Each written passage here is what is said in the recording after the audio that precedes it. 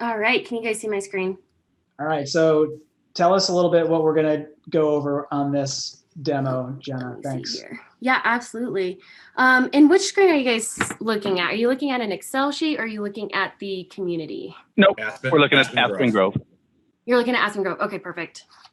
Yeah, so essentially, so this is our new and greatest platform. So this is where all of the community managers, administrators, and homeowners will log into. So we do have a fancy WordPress site, which would be your main front-facing site. You can choose to have everybody go to like a hub, for example, and then you can have a community drop down list. They can choose their community to log into, and then this would be their dashboard. Or a lot of our clients choose to have a multiple WordPress sites for each community. So they're customizable and they can customize it how they want. How do you guys have that set up right now? We're pretty much using for the most part, people are using, they either have just the Caliber portal or the Okay. TOPS portal, Okay. or they have a website and we have links to those portals for owners to get information, make online payments. Sure. But this is something that more people have inquired about.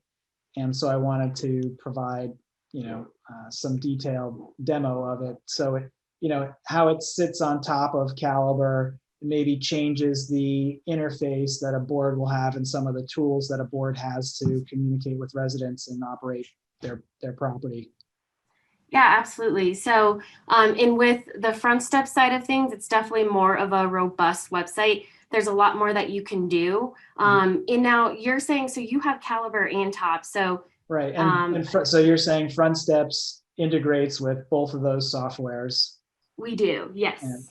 great. Yeah, the integration is going to look a little bit different, right? So for the communities that are integrated on Caliber versus the communities that are integrated on Tops, it's just a different look as far as the features and the API that we're pulling in from that accounting software. For So that's the reason. today's demonstration, let's do Caliber. Yep. Okay, perfect. Yeah, this is the full integration. So what you're looking at, so as a manager logs in, this is going to be their dashboard. So it's going to go through the registration status for them. So you see that you have access requests. So this is as a homeowner goes to the main website. If a homeowner asks to log into the website, this is where it will show up. Most likely the homeowner already is already embedded within the platform. They just don't know it because maybe they're missing an email for the invite or whatever it may be. They're excited to get onto the website. So a lot of times these access requests, you can just go ahead and deny and just refer them back to their invite. And what I mean by invites, so we have all of our invites embedded in the system already. So it's as simple as clicking this resend invite button here. So you can invite all of the homeowners to the website at one time. So if you have thousands of homeowners, you can just send one button or click one button and it will send it to all homeowners. Once you send it to all of the homeowners, they will move from this not registered status over to the pending invites. So that just means that you've sent them an invite at least one time. So it's very easy to manage as far as who has been sent the invites. You can also even dial it down to if a homeowner is calling in and they're saying, I'm just not getting the invite, you can actually see if it was delivered or not. So that's a report that we also offer within Frontsteps. Okay, great. These offline users are going to be all of your homeowners within Caliber or Tops that didn't provide an email address. So at this point, unless you know their email, you can go in, edit their profile and put in their email address. And then you can go ahead and email them the invite. Otherwise, you're going to have to print them a letter. But again, we have the letters embedded in the system. So it's just as simple as clicking this print letter. You can print all the letters and then mail it to them. Okay. So pretty easy stuff. The community news is going to show all of the bulletins, and then on the right-hand side, you'll see classifieds. So these are features, keep in mind, such as like the classifieds and activity feed that we can actually hide if you do not want it for a community. On Frontsteps, we're very community specific. So what I mean by that is there's not a select all button. So for example, if you have 50 communities and maybe 3 of them don't want the latest classifieds, then you can simply go in or you can email me and just say community 1, 2, and 3 would not like the classified. So then I can go ahead and take that off for those communities. So let's get on the left-hand side here. So we'll get into these just because I know we are on limited time. So the directory, this is pulling directly from your accounting system. So again, it's just going to go through their first and last name, their email, the phone number, address, their role. So, if they're a tenant, concierge, owner, manager, whatever it may be, and then the status. So this is going to be their registration status. So again, it's really nice because you can filter it by pending, registered, for example. So maybe, you're wondering why people aren't logging into the website. Well, let's go ahead and look under not registered users, and this would give you the entire list of not registered users. What's even fancy with this is you can download it to Excel so you can have that on your computer. Great. And Jenna, this is what we're looking at here is the back end of the platform that we Exactly. could give access to. Either our staff has access to it to help with, helping to administer training clients. And then also board members can have access to this in order to conduct community business. Yeah, 100%. Yeah. So this is all credentialed access. So meaning you have to have credentials to log into the system.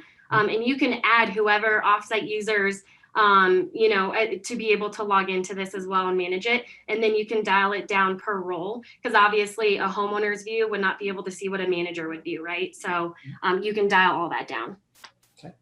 Okay, so for groups, so you can even dial down the directory even more into group specific. So maybe you have a group that likes to run point on, creating events, or maybe you have a group within the community that, it's a yoga group or whatever it may be. You can create that group here. So then when you're sending out communication, you can send it to that specific group, if that makes sense. Yeah. Okay. This move in, move out feature, I'm actually going to skip. So this is going to be automated with Caliber and Tops. So as a homeowner moves in within Tops, for example, or within Caliber, they will automatically move into the system. And then you just have to send them the invite. They will get that via email, and then they can sign up. And then same with the move out. It's the same thing as you move them out in your accounting system. So say you're in Caliber, you know that a homeowner is moving out. When you click that move out button, it will automatically move them out of our system here on Frontsteps. Great. Community communication. So we have lots of fun stuff going on here. So newsletters are completely customizable. You can manage our templates here. You can add a ton of templates as you would please. And you can also view, let me click on new template so you can see here. This is where you can create your own template, save it, and then you can go back and then, if it's, for example, you want to write a newsletter about Christmas, like there's a Christmas event, you guys want to customize it here, but you don't want to publish it quite yet. You can always create it within the system and it will save for, however long that you want it to. Keep in mind, I do get this question a lot with our newsletters.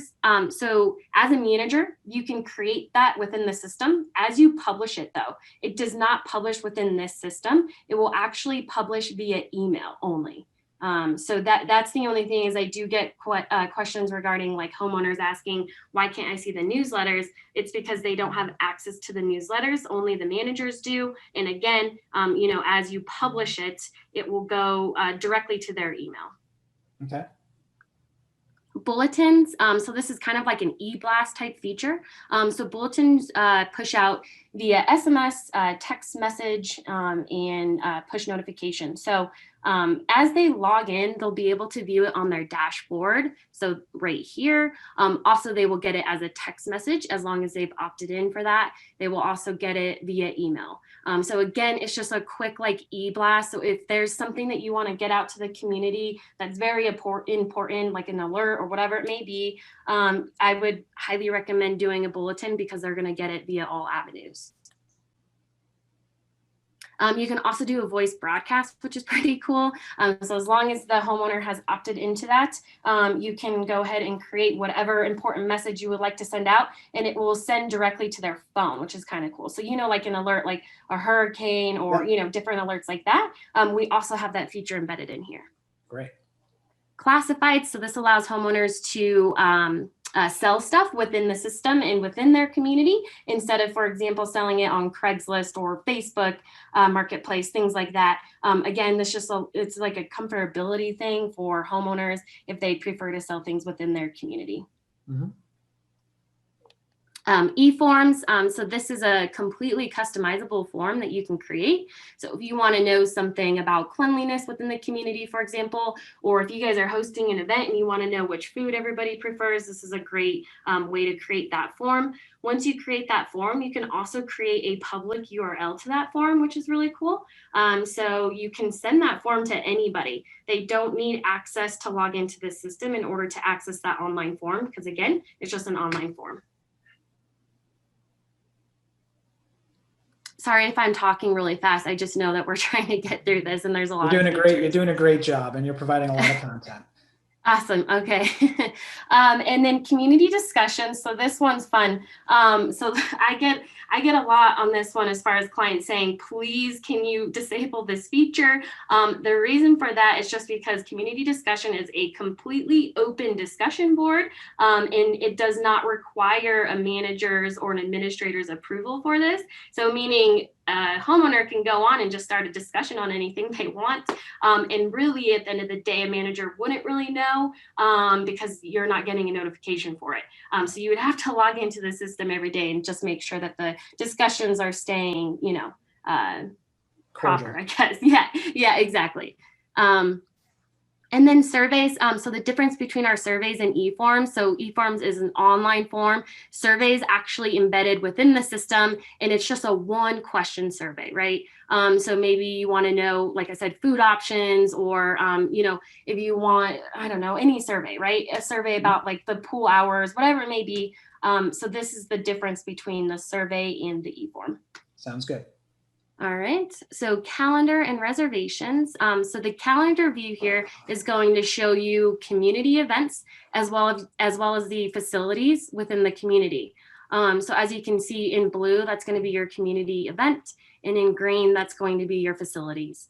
So you can see who booked out a specific room within the community, so on and so forth. You can even print this view. So a lot of our clients, property managers in particular, they like to print just so they know what's going on. They have a full list of who's reserved a specific facility on what date, and then also the different community events happening. So you can dial it down between the two here. So community reservations are going to be the facilities. This is completely customizable by the manager. So the community reservation tab would actually not populate until you've created facilities. Does that make sense? Mm-hmm. Okay, perfect. And the facilities are very, very easy to manage and create as a property manager. So.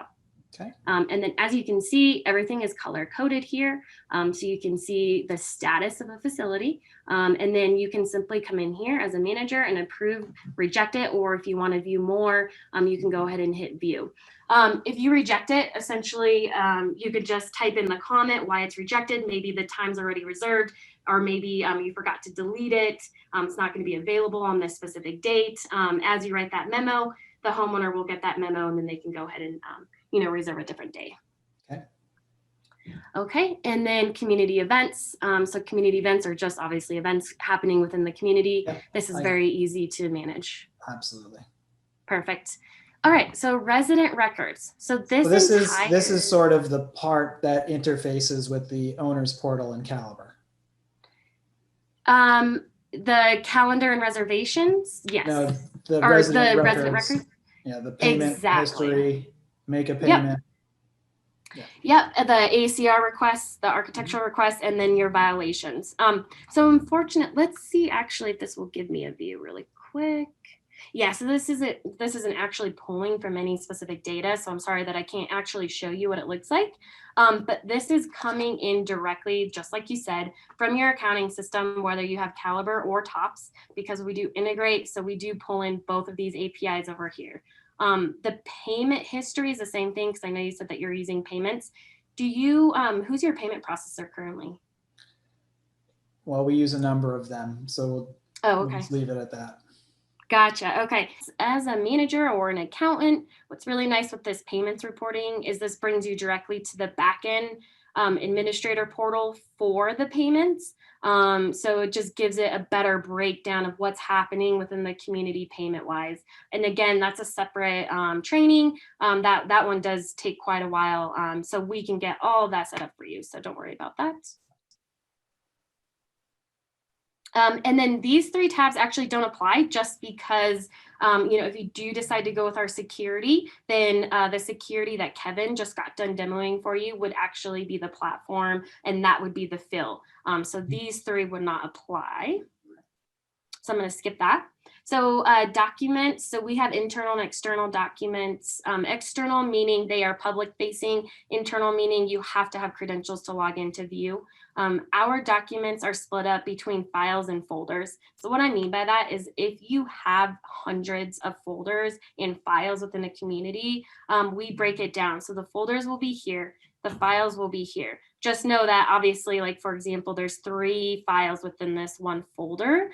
So all that means is if you have no idea where you created a file, like what folder it's in, you can just simply search for it here. This is also pulling directly. So keep in mind, this specific feature pulls in directly from Caliber, but it doesn't from Tops. Okay. Okay. Sounds good. And it's the same folder architecture that we have in the Caliber portal. Yep, exactly. And there's no manual process here or manual entering because again, as you enter it in Caliber, it's going to automatically come over here. We just don't have that feature with Tops. So just so you know, we will during the initial implementation process, we can pull over all of the folders so that we can do. But from there on out, everything's manageable within this platform instead of in Tops. That's fine. All right.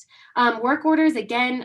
So work orders are a little bit different when it comes to Tops versus Caliber. Keep in mind both accounting systems though, we do pull over so you can have it as like a read only, just like your CCR violations, for example. But everything would come over through that accounting system and it would be, like I said, a read only. But you can still view it. So here's an example. So these are all the work orders. You can view the pending, in progress, closed, and then this just shows you the average closing days. And so so the work orders would be coming through, the owner can submit a work request and then they exactly kind of live here, right? Exactly. Yeah. So your homeowners in Caliber, are they going, I'm assuming through Caliber, entering it in there, and then everything's managed through the Caliber portal, right? They could, or the board members might be doing something separately, right? But this is an additional feature that it is. they could. This is the same work order kind of. It syncs with the work orders that are in Caliber, and so it uses that notification process out of the owner's portal and goes into Caliber. And this is just a different interface to see it here. Yep, exactly. And then information, so this is just going to go through, so you can add public contacts. So say, for example, I like to say this entire section here is just to help reduce the number of phone calls that are coming in from the homeowners. And as you can see, it's because if you are getting a ton of calls about maybe like what's the trash phone number or whatever it may be, you can just go ahead and put it here. You can also put all of the property managers' phone numbers, things like that. Places, so this is kind of like Google Maps but embedded within the system. So you have those homeowners that claim they're not tech savvy, right? So maybe this will be helpful for them to use this map system within the within their profile instead of having to try to use it on maps within their phone. All right, and then community FAQs, again, this just helps reduce the amount of calls coming in if you guys are getting the same calls for the same questions, consistently. So you can just add it all here and just refer them back to the FAQs. Jenna, one thing before we leave this is go back up to the directory. I wanted to see there was something on parking. Yep. So this, so the parking and storage spaces. So if you have high rises, for example, or whatever it may be, you can go ahead and add it. Just know this is all manual to start off with. So you would be entering in all of the resident vehicles and parking spaces. Okay. Okay. But awesome. That way you could at least assign parking spaces to an owner. You absolutely can. Yep, exactly. Yep, and once you have everything in the system, then it's all manageable from there. So Okay,